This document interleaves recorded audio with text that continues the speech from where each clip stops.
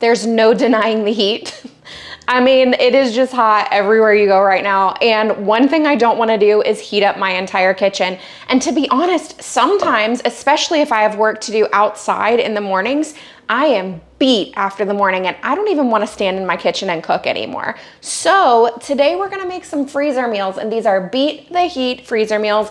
These are things you can dump in your crock pot and go, and you don't have to worry about them for the rest of the day. I will give you some tips and tricks along the way. Freezer meals are not new to me. If you've been here for a while, you know we make the freezer meals. From breakfast to snacks to lunch to dinner to crock pot to casseroles, all the things, we have made them here. And I'm gonna share any tips that I've learned along the way with you. I'm starting with one of my favorite recipes of all time for the crock pot. This is a honey garlic chicken. And when I need to throw something together, maybe I have no idea what we're gonna have for dinner, I always have the ingredients for this. It's easy to make and everybody loves it. You can serve it with rice, serve it with potatoes, you can serve it with veggies on the side, whatever your preference is. We never have leftovers when we have this one. So my first tip and trick is to write your notes on your bag before you start filling it. This will be extremely helpful because once you get all the contents in the bag, it's a whole lot harder to write on. Preferably you would have a black Sharpie, but apparently I've got pink. That's what we're going with. All right, so this is my honey garlic chicken. So we are going to add chicken to the crock pot, add 1/4 of the sauce, cook on low for 4 to 5 hours. This is chicken thighs, so it does take a little longer. You can probably cook it up to like 6 to 7 hours. I usually go 4 to 5, but we just check and see about how long it is. I'm gonna say 4 to 6 hours. Then add in the rest of the sauce. So if you're new here, let me explain.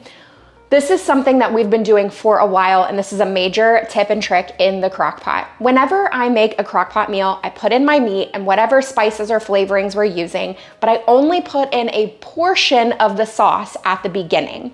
We let it cook in that sauce, but chicken especially is going to release a lot of liquid during the cooking process, and if you mix that sauce in at the beginning, you're gonna get a very liquidy sauce. We take the liquid out after the cooking process, so about 5 to 6 hours in, or however long it takes. Take that liquid, you can cook your rice in that, your noodles in that, it's gonna add extra flavor. Then we add in the rest of the sauce that we made. Okay, so that's what this means here. This is pretty much how I do every crock pot recipe, and that's gonna ensure that we get a saucy sauce, not a liquidy sauce. Honey garlic chicken. Now, I don't have to make quite as many notes on mine, but you might wanna make more. It's totally up to you, depending on how comfortable you are with these recipes. This is one that I've made, I can't even tell you how many times. These things are super helpful. If you do not have these bag holders, at one point I had 4. I think I gave 2 of them away. I do think that 2 is helpful because I'll put the chicken in one bag and I'll have the sauce in another. And so I like to have both of them going at the same time. I have them linked in my Amazon store. They're really inexpensive and great to have. And then you just collapse them and store them. Okay, we are going to use chicken thighs. These are boneless, skinless. These are from Food Lion, and they're the organic free range chicken ones. So we're going to take these out. I like to cut off any fatty pieces, and then we'll put those into the baggie.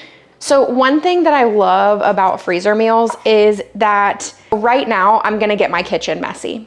The reality of the situation is I have pizzas in the oven right now for my family to eat for lunch because I know that making these freezer meals is gonna take a little bit of time and it's gonna take my energy away from what I normally would make for the kids and for the family for lunches. But the value here is that you're dirtying your kitchen one time for several meals. And I often find that we end up saving money when I have stuff like this prepped and ready to go.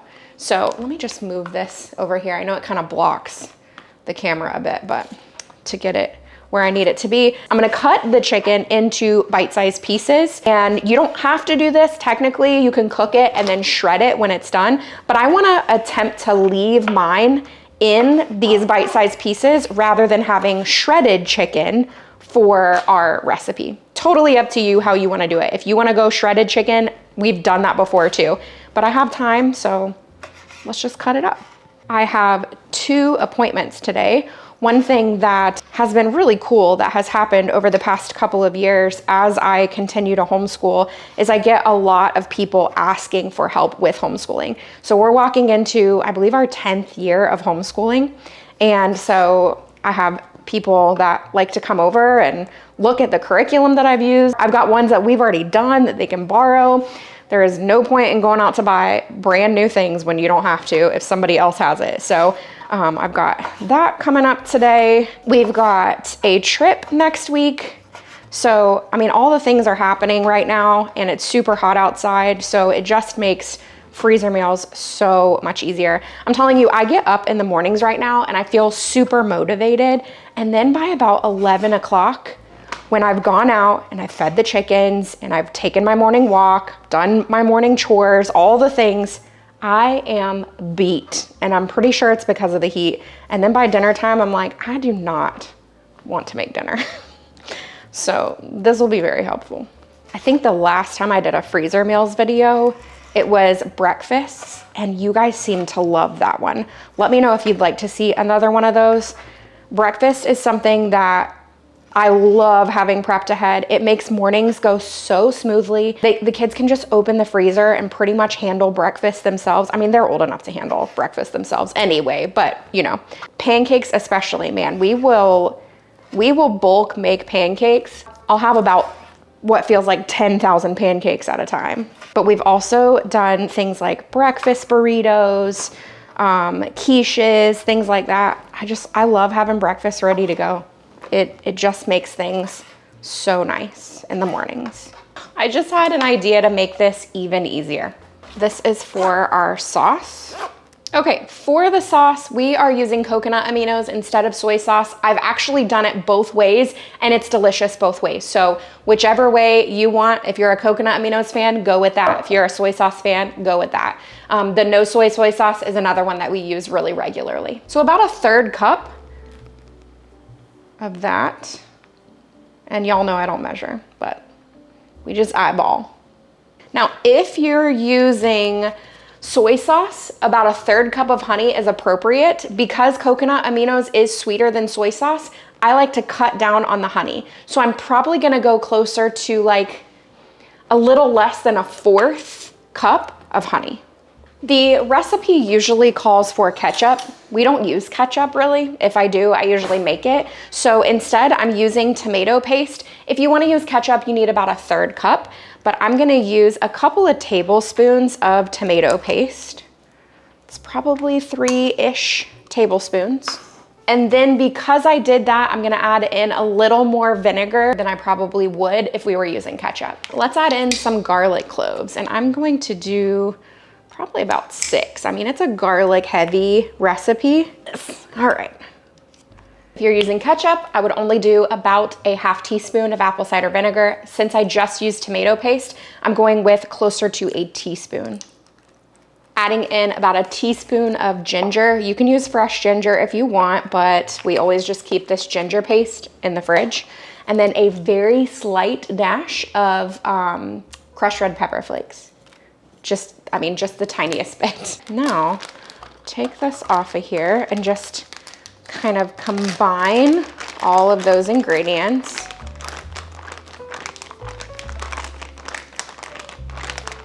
Okay, I'm gonna set this to the side because we're gonna work with the chicken for just a minute here.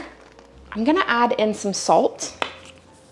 I also like to add in some more ginger paste right here. I don't know, there's just something about it. I love the ginger flavor. You don't have to, it's a garlic chicken. Normally I would just take a little bit of the sauce out when I'm ready to cook it, but let's just go ahead and add some sauce into the chicken. Then it's just dumping it all in the crock pot. I don't know why I've never done this before. So I'm just gonna take out maybe a little under 1/4 cup of the sauce. Put that in with the chicken. You really don't need much. It's just getting those flavors into the chicken. Now take the bag off. And we can just close it up and massage around all of those flavors with the chicken. Now, so this is gonna be ready to dump in the crock pot. It'll cook, you'll pour off that liquid, like I said before, then you add in the rest of the sauce, let it cook for another 30 minutes or so until that sauce is nice and heated through, and then serve it over rice, top with scallions or sesame seeds or whatever your preference is. Y'all, it's delicious. It's so, so good. When I use this sauce trick, when I use the not adding all of the sauce right away trick, I have no problem with having a thick sauce. If you're gonna add all of this stuff together and you wanna thicken up your sauce, you can do a cornstarch slurry or an arrowroot powder slurry or something like that. Add it in, cook it on high for about 15 minutes or so, and it will thicken up your sauce. When I do it this way, I don't find that I need it, but that's just a tip in case you feel like you need to do that. So I'm just gonna tape these 2 bags together. Another thing you can do is just freeze it like this right here, and it will all freeze together in one thing, and then you're good to go. I mean, could this be any easier? And then you've got dinner ready.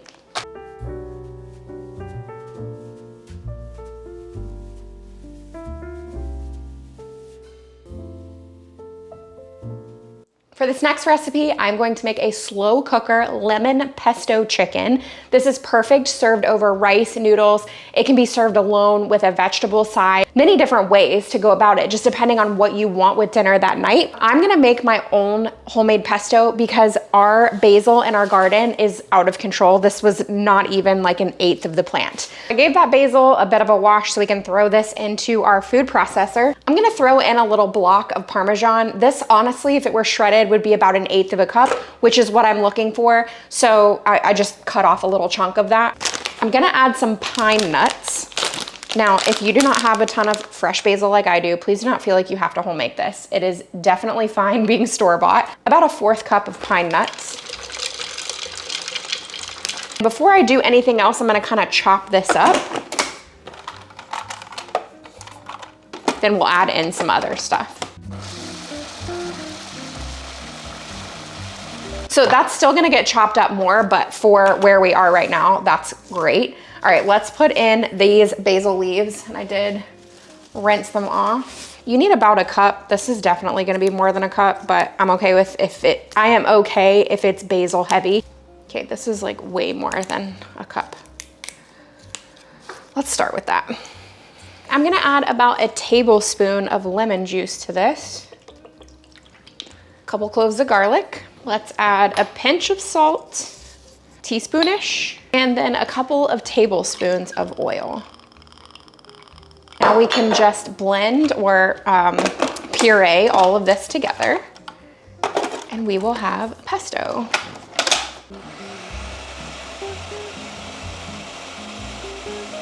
All right, the pesto is ready. So now it's time to just throw everything in a bag. And I'm gonna be using chicken breasts for this recipe.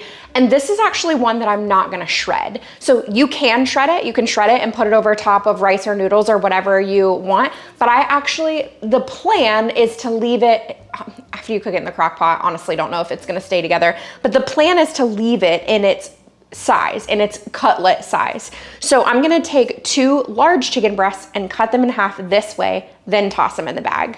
Okay, we gotta write on it first. Let's not forget. Okay, so this one is lemon pesto chicken. Cook on low 6 to 8 hours. May not take that long because I'm cutting my chicken breasts in half. So I'll just kind of make a note of that. Maybe less. And then we'll say serve over rice or noodles or whatever else we want to have that night. So that is ready to go. I'll have my instructions there. Now I can cut the chicken. Like I said, we just take the knife, cut just like this, and you've got 2 fillets there. Cut off any undesirable pieces and toss those in. All right, so we made the homemade pesto, which we're gonna use in this recipe, but remember, this is a lemon pesto, so we really want that lemon flavor to come out here. So I'm gonna add a few glugs of lemon juice let's say 4 tablespoons or so, just to really get that flavor there. The other thing you might want to add is a touch of, what's it called? Hang on. This is chicken bone broth. I'm gonna add just a touch of that for liquids purposes. You don't have to use liquid in your crock pot, by the way, if you've been told that. Many times I don't use liquid, but I am gonna add maybe like 1/4 to 1/2 cup of bone broth. Now, again, same process with this one as I did with the last one. You can throw all the pesto in here if you want. Make your pesto, toss it all in, cook it all in there, but you're gonna end up with a liquidy sauce, and I don't want that. So I'm gonna take a few tablespoons of the pesto and put that in, and then the rest of it is gonna go in a baggie because it's gonna go in at the end of the cooking to really create that sauce after we dump any additional liquid. So you've got liquid in here that's gonna add really good flavor, but we don't want our sauce to be liquidy. We want our sauce to be saucy. Okay, let's combine that. This is also kind of marinating the chicken too. Okay, so you are gonna get some of that pesto flavor in there. Now let's grab another little bag, and we're gonna put about 1/2 cup of pesto in this bag for adding at the end of the recipe. Also, you guys, so today I went to Food Lion and I got ingredients to make this. And then while I was there, I actually said this on Instagram. If you already follow me over on Instagram, then you've heard this. If you don't, go follow me on Instagram. While I was there, I thought, okay, I'm gonna be making a bunch of freezer meals today. Let me make life easy on me and grab something that I can throw together quickly for lunch. So I thought about a pizza, but pizzas for us, my son cannot have nitrates or nitrites, so we pretty much can't have any store-bought pizzas. They have this new pizza I've never seen before, Vicola, I believe is how you say it. Let me see. Vicolo. They're cornmeal crust. Absolutely delicious. We had the mushroom one, and then we also had the pepperoni one, and they're so good. Like, I'm gonna go back to the store and get all of them because they were delicious. Food Lion, grab them if you see them. It was in like the fresh cheese section. So good. All right, this is done. It can go in the freezer. Like you saw, I actually wrapped the other little baggie inside of this like so for freezing, so it stays together because it'll freeze like this, and so that other little baggie will be in there. And then that's a meal ready to go. Beef and broccoli.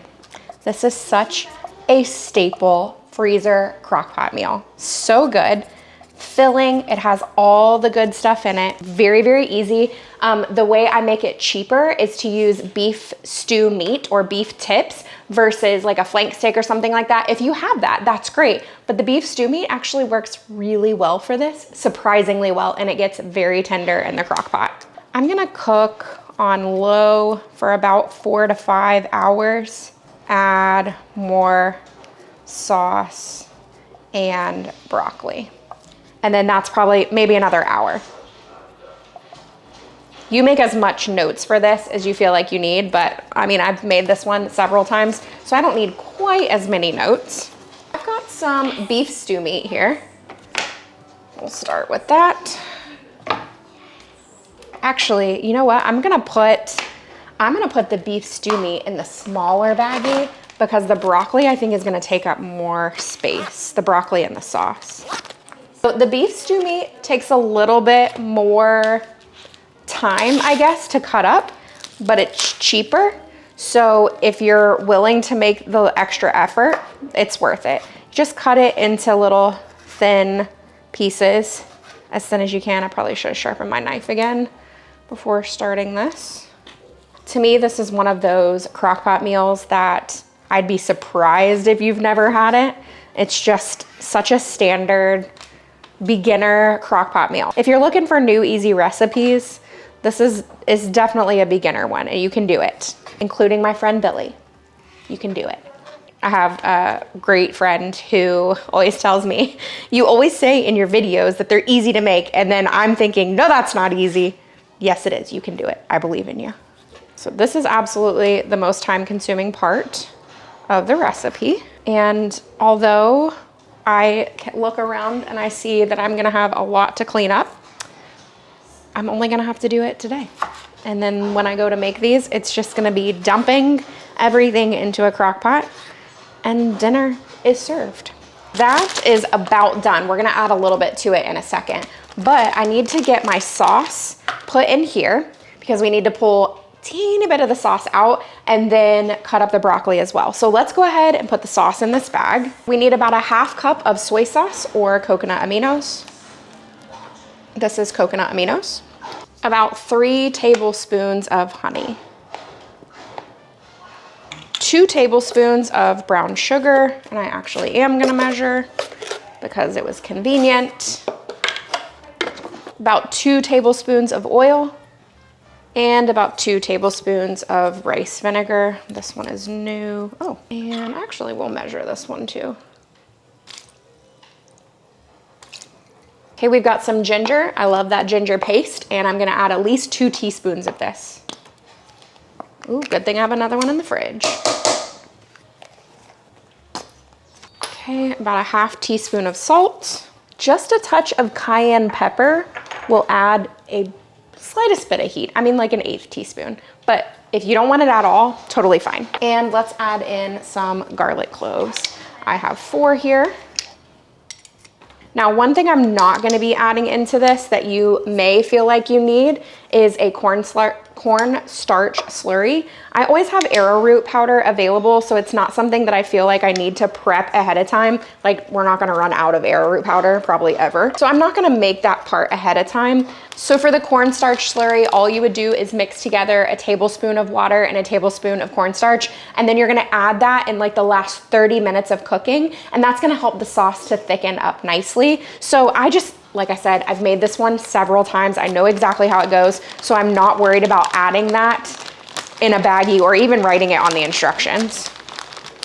Okay, so we're just gonna mix this sauce together just a little bit here.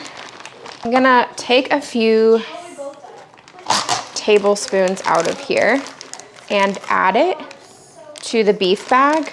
Not a lot, just some, just so it can cook in those flavors. I'm gonna make a mess while I do it. So that's about 4 tablespoons. Let's go 1 more. Now the beef is done, so we can close up this bag.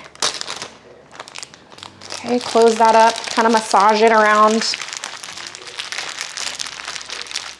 and set that to the side. So this is actually gonna be your first bag that's gonna go into the crock pot. Okay, and then this will be at the end when we put in the sauce and the broccoli. Now, my husband does not like broccoli that much, but he does like broccolini. So whenever we have broccoli, we have broccolini instead. And for this, you can leave a pretty good amount of the stems on, but I like to take off the leaves. And you can leave them pretty big too, and it makes, if you cut them really small, it's gonna have less crunch. I actually really like it when the broccoli doesn't get overdone and it has a little bit of crunch to it because it adds a different texture because the beef is gonna be nice and tender. All right, so when you're ready to make this, you're just gonna add that broccoli and sauce. At the end of it, cook it for about an hour. Add that cornstarch slurry if you really feel like it needs it to thicken up the sauce. But that's it. You've got your broccoli, your sauce, your beef, everything is ready to go. We can wrap it together, store it in the freezer, pull it all out when we're ready and have dinner.